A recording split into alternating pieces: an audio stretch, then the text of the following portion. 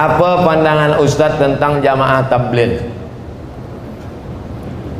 Maulana Ilyas, Maulana Zakaria Kandahlawi, ulama hadis dari India, tak boleh bagi tazkirah macam ini ramai-ramai. Bila bagi tazkirah ramai macam ini, maka akan ditangkap. Jadi bagaimana cara ulama ahli hadis Maulana Zakaria Kandahlawi, Maulana Ilyas berdakwah?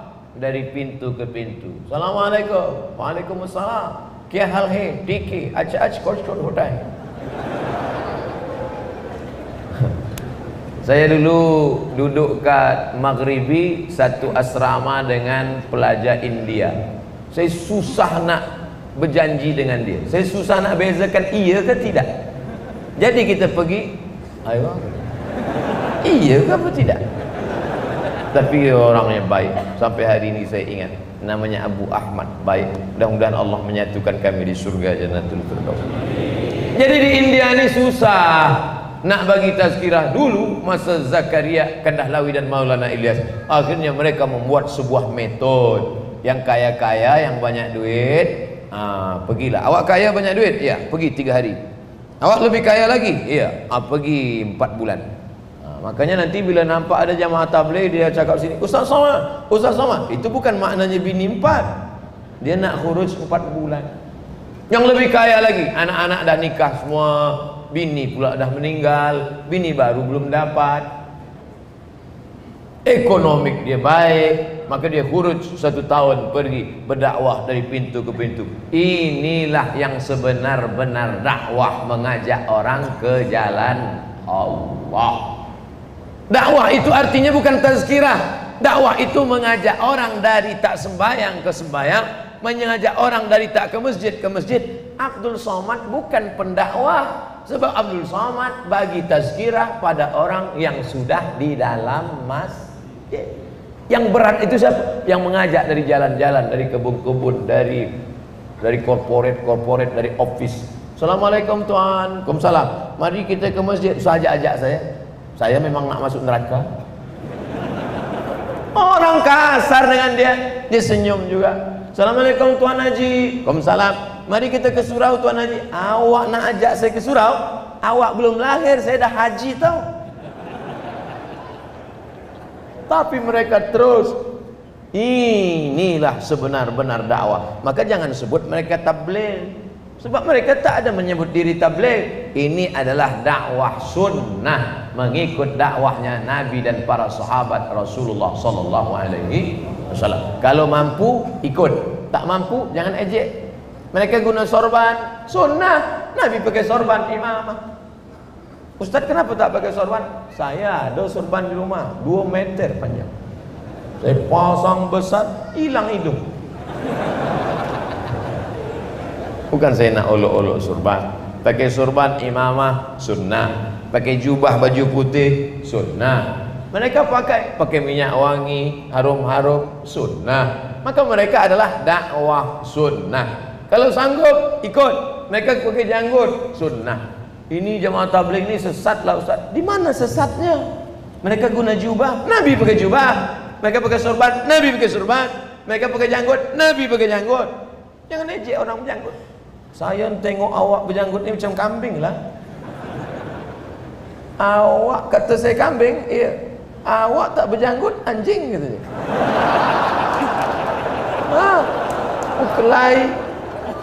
Berkelahi sesama orang Islam dalam masjid. Yang gelak siapa? Yang tak sembahyang. Kenapa mereka berkelahi dalam masjid? Gara-gara bulu. Elok kita tak ke masjid, kata dia. Oleh sebab itu mesti kita jaga. Bila sanggup ikut. Bila tak sanggup jangan ejek. Diam lebih baik. Ini sudahlah tak sanggup mengejek pula. Nauzubillah.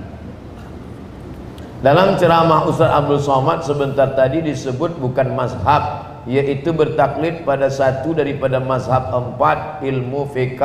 Kebelakangan ini ada penceramah melalui video dalam tulisan buku oleh ustaz-ustaz yang tertentu menyatakan tak perlu bertaklid kepada mazhab, tapi terus saja pada Al-Quran dan hadis.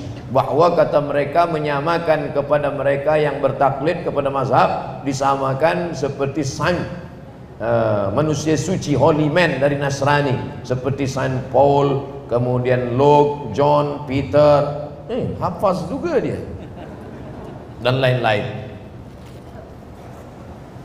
Saya dhaif, lemah ilmu, bahasa Arab kurang-kurang, hadis banyak tak hafaz, maka saya ikut Quran, ikut hadis, tapi mengikut pemahaman ulama. Dalilnya, fas'alu ahla zikri, tanya orang yang tahu bila engkau tak tahu. Kereta rosak, bawa tempat orang betulkan kereta. Ekon rosak, bawa betulkan pada orang yang paham ekon. Agama dia rosak, dia nak betulkan sendiri. Iya kawak hafaz hadis. Imam Syafi'i hafaz Quran 30 juzuk, hafaz hadis, paham usul fiqh. Maka kita mengikut ulama kerana Nabi menyuruh, Allah menyuruh. Fas'alu ahla zikri, tanya ulama bila engkau tak faham, bila tak tahu. Kita ikut ulama kerana Nabi menyuruh. Al ulama warasatul anbiya. Jadi sebenarnya orang-orang yang berkata tak usah ikut imam mazhab, terus saja ke Quran dan sunnah, sebenarnya mereka ikut mazhab juga, cuma dia malu-malu je. Mufti Saudi Arabia namanya Syekh Abdul Aziz Ibnu Baz. Ingat baik-baik, Mufti Saudi Arabia namanya Syekh Abdul Aziz Ibnu Baz, atau popular dengan nama Bin Baz. Apa kata Bin Baz dalam majmu' fatwanya? Saya bermazhab Hambali. Bin Baz bermazhab Hambali. Jadi bila ada orang hari ini berkata saya terus saja ke Quran dan sunnah, oh awak imam mazhab kelima. Hanafi, Maliki, Syafi'i, Hambali, awak yang kelima.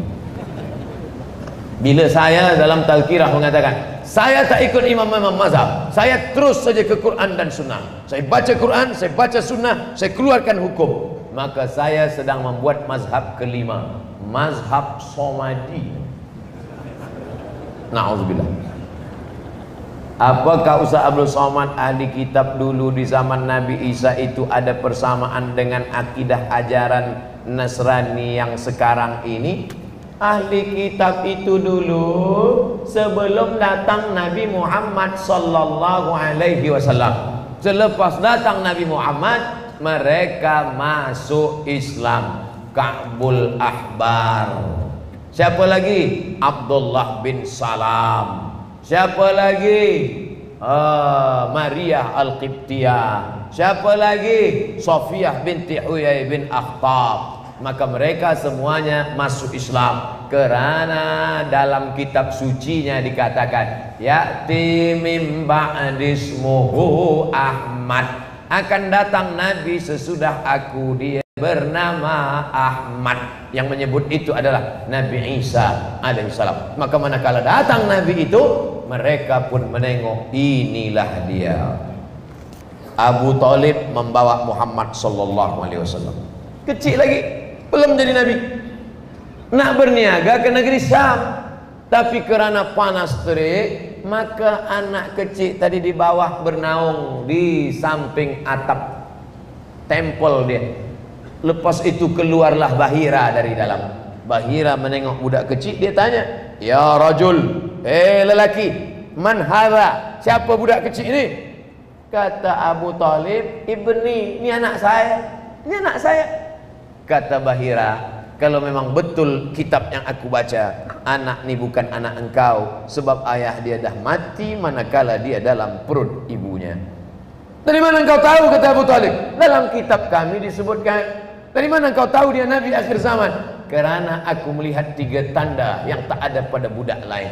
Pertama, pokok kayu bersujud. Kedua, batu-batu bersimpuh. Ketiga, ada awan yang dari tadi menaungi dia. Bawa budak ni balik ke Makkah, jangan bawa ke negeri Syam, kerana di negeri Syam sudah banyak Yahudi yang akan membunuh dia, kerana mereka tak suka kepada dia. Mengapa mereka tak suka pada dia? Kerana dia anak cucu Ismail, sedangkan mereka menunggu anak cucu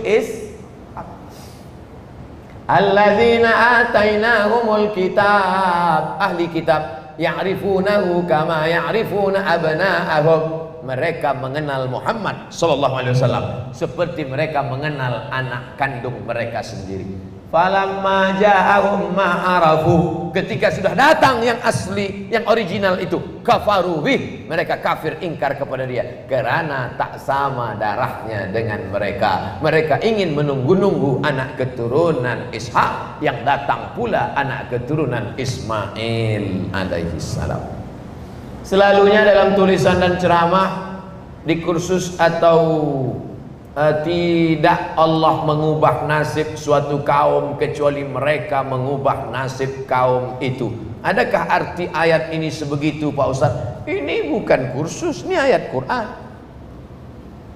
Innallaha la yughayyiru ma biqaumin hatta yughayyiru ma bi anfusihim. Allah tidak akan merubah suatu kaum sampai kaum itu sendiri yang mengubah nasibnya.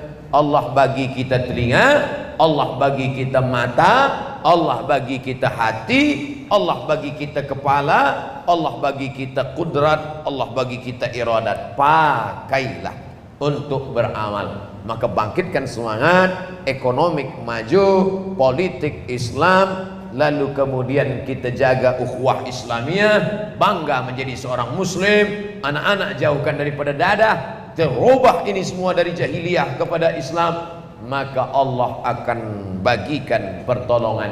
Hasbunallah wa ni'mal wakil, ni'mal maula wa ni'mal nasir, wala haula wala quwata illa billahil aliyil azim. Jika tidak istighfar selepas sholat, tapi alhamdulillah selepas sholat, assalamualaikum warahmatullahi, assalamualaikum warahmatullahi, alhamdulillah, dia tak ikut sunnah Nabi. Nabi SAW astagfirullah. Tapi apakah perbuatan dia mengatakan alhamdulillah itu haram? Tidak. Ini bukan masalah halal haram. Kaji kita malam ini bukan masalah halal haram, tapi mengikuti sunnah perbuatan Nabi Muhammad sallallahu alaihi wasallam. Lepas salat, assalamualaikum warahmatullahi, assalamualaikum warahmatullahi, alhamdulillah tidak, subhanallah tidak, istighfar pun tidak. Assalamualaikum warahmatullahi wabarakatuh. Halo? Tak masalah, sebab sholat dah selesai. Sholat itu kan dibuka dengan takbir, ditutup dengan salam. Lepas salam habis. Lepas salam habis. Yang masalah itu sebelum salam dia bercakap, itu baru Allahu Akbar. Ya, sedang sembahyang ni. Nah, itu baru tak boleh. Apa hukum sholat fardu mengikut imam sholat sunat? Maka jangan masbuk, maka ikut sembahyang dari awal, azan datang ke masjid. Tapi manakala kita mungkin lambat sebab jam, sampai ke masjid nampak ada orang tegak, kita tak tahu dia entah sembahyang apa, takkan kita tanya, awak sunat ke wajib? Nah, dia sedang sembahyang, maka kita bagi tahu dia. Cara bagi tahu dia, tepuk bahu dia. Itu maknanya saya nak ikut awak, I follow you lah. Nah, kita pula bila ada orang tepuk bahu kita, kita kuatkanlah. Bila malam, kuatkan Fatihahnya, Alhamdulillahirabbil alamin. Bila zuhur, kuatkan takbirnya, Allahu Akbar, Sami'allahu liman hamidah. Gitu. Walaupun kita tak semazhab dengan dia. Yang pula bila ada orang tepuk, kita cakap. Lepas salam, assalamualaikum warahmatullahi, assalamualaikum warahmatullahi. Awak tak tahu ke saya tadi tahiyatul masjid tu? Saya tahiyatul masjid, awak sembahyang zuhur. Menurut mazhab Syafi'i salatnya sah. Mana dalil? Oh, ini orang sekarang kan macam tu. Mana dalil? Dalil pertama, Nabi solat dengan sahabat di masjid. Lepas solat dengan sahabat di masjid, Nabi balik ke rumah. Sahabat tadi duduk. Lepas itu datang orang kampung sahabat tadi. Kata orang kampung dia, kami belum sembahyang. Kalau gitu ayo kita sembahyang. Awaklah jadi imam, sebab awak dekat dengan Nabi. Dia sembahyang sekali lagi. Orang yang sudah sembahyang sekali Isya, dia sembahyang sekali lagi, maka sembahyang yang dia kedua itu adalah sunat. Sedangkan makmumnya wajib. Itulah dalil boleh imamnya sunat, makmumnya wajib menurut mazhab Syafi'i. Tapi Hanafi, Maliki, Hambali tak boleh. Hanafi, Hambali, Maliki mesti sama sejalan. Sedangkan mazhab Syafi'i boleh imamnya sunat, makmumnya wajib. Dalil kedua, Nabi jadi imam salat khauf saat perang. Nabi jadi imam salat khauf, salat zuhur pertama 2 rakaat. Pasukan barisan pertama, pasukan barisan kedua. Pasukan pertama sembahyang, pasukan barisan kedua memegang tombak senjata, mana tahu ada musuh datang. Selepas salam, pasukan kedua mundur ke belakang, pasukan yang awal maju ke depan. Nabi solat sekali lagi. Nabi solat yang pertama tadi wajib, Nabi solat yang kedua itu sunat. Itu dalil imamnya boleh sunat, makmumnya wajib menurut mazhab Syafi'i. Orang mazhab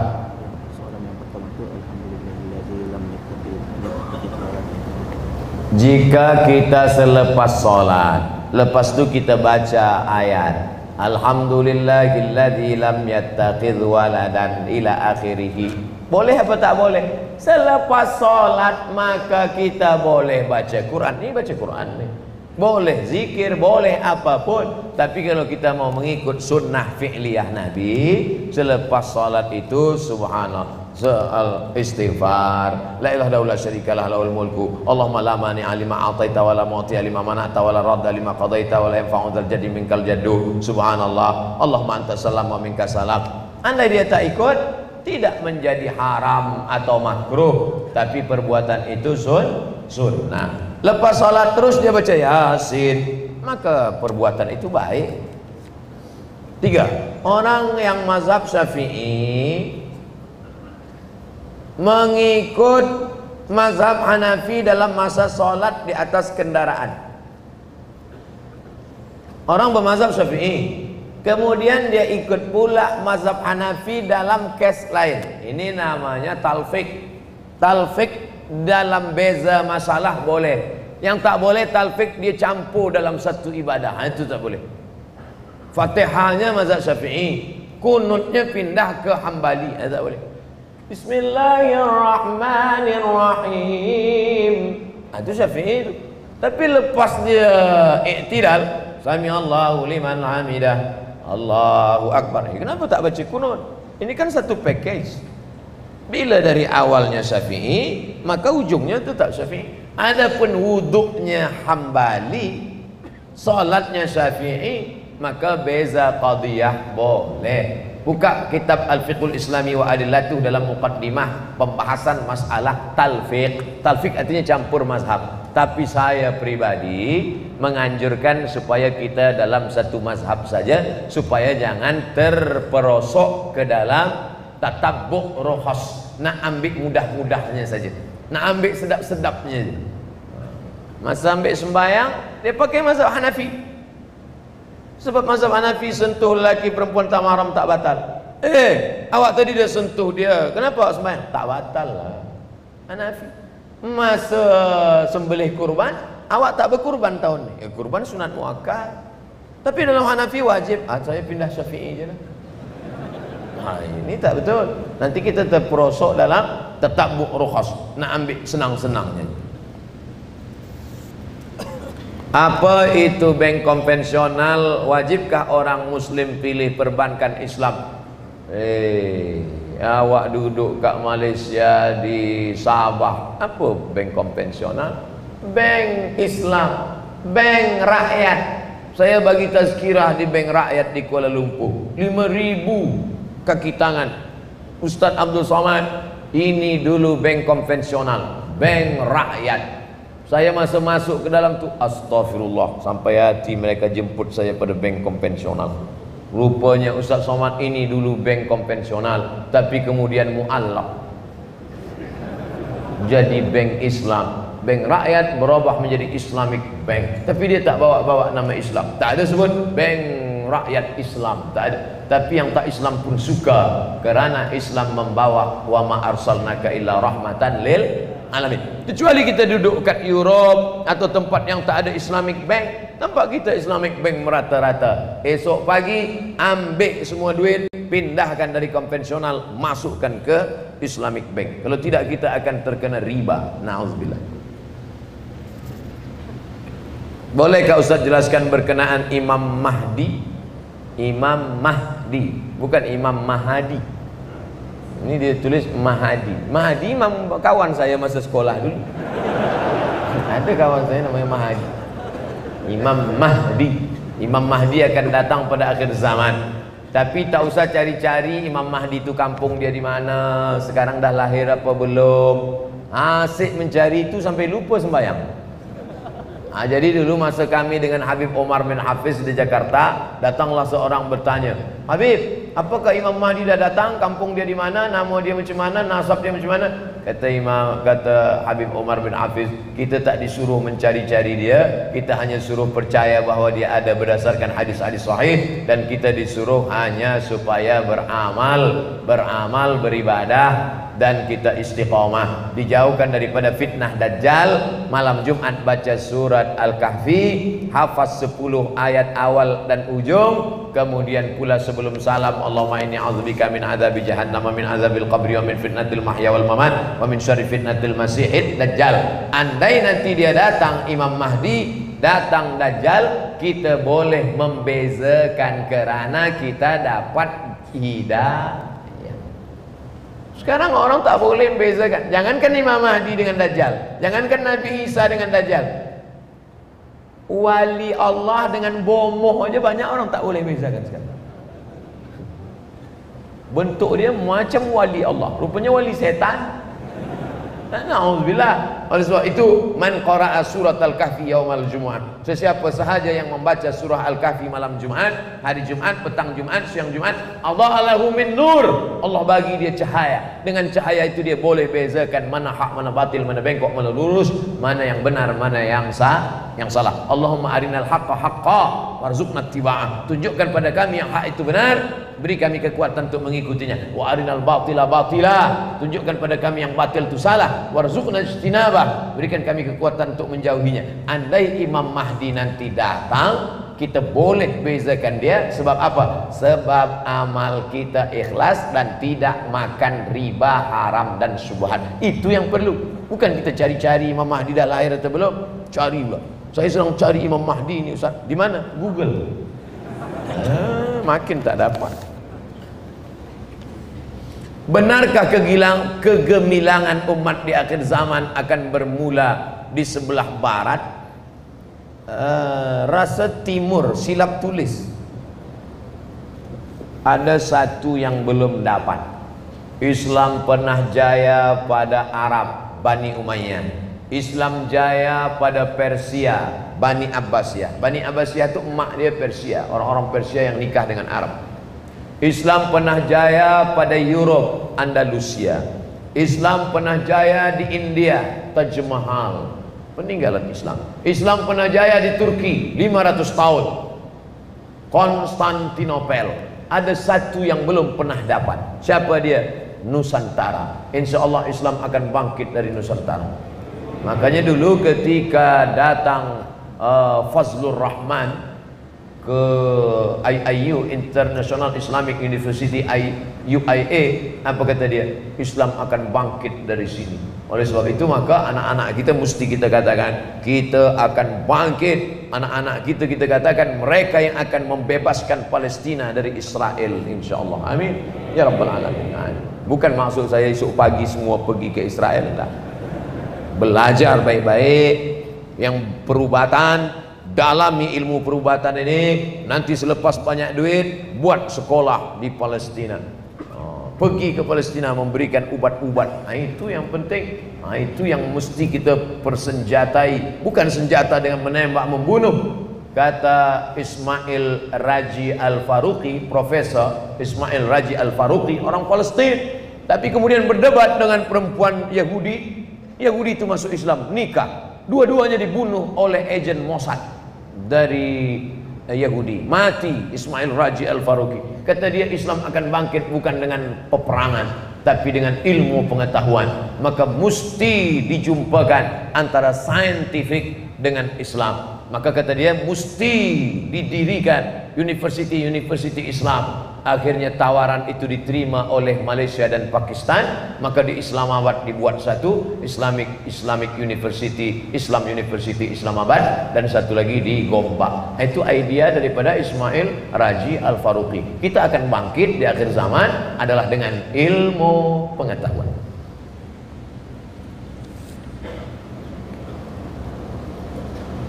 Saya ingin tanya tentang shaf dalam sholat. Apakah sah sholat jika shaf terlalu berjarak? Kerana ada satu tempat ya saya sewaktu tarawih shaf perempuannya semuanya satu orang satu sajadah. Oh, satu sajadah bukan untuk satu orang. Bila kita sholat di masjid satu sajadah, satu tikar sembahyang, satu tikar sembahyang. Banyak orang silap, lalu satu tikar sembahyang itu untuk dia saja. Bila ada orang lain pijak, awak dah lalu sempadan lah. Nah, jadi dalam solat itu qadamun bi qadamin, mangkibun bi mangkibin. Bahu jumpa dengan bahu, mangkibun bi mangkibin, bahu dengan bahu. Qadamun bi qadamin, kaki dengan kaki. Bahu dengan bahu tak masalah, sebab ada kain. Nah, bahu saya jumpa dengan bahu tuan tak masalah, sebab ada kain. Nanti yang muncul ada masalah sikit, kaki jumpa dengan kaki. Awak rasa geli lah gitu dia. Maka bila sekali kita rapat dia agak gesel sikit, usah apa lagi. Nanti asyik nak urus kaki je lah. Jerk sikit. Jangan sampai jauh betul. Sampai satu tikar sembahyang satu orang, satu tak betul. Rapatkan. Maka imam tak boleh angkat takbiratul ihram sebelum dia tengok. Tengok dia pandang ke belakang. Sawus sufuf, luruskan shaf. Istawu a'tadilu, lurus dan rapat. Saddul furaj, saddul halal, tutup celah jangan sampai ada. Setelah dia tengok lurus, rapat. Itu kenapa tak isi? Shaf dua maju ke depan. Jangan sampai ada kosong. Terus baru takbiratul ihram. Tapi tak perlu pula dia tengok sampai satu-satu. Dulu ada pelajar macam itu, bila dia jadi imam dia tengok satu-satu. Rupanya ada satu yang tak sabar, maju dia ke depan. Allahu Akbar. Kena kudeta. Oleh sebab itu maka ini syarat.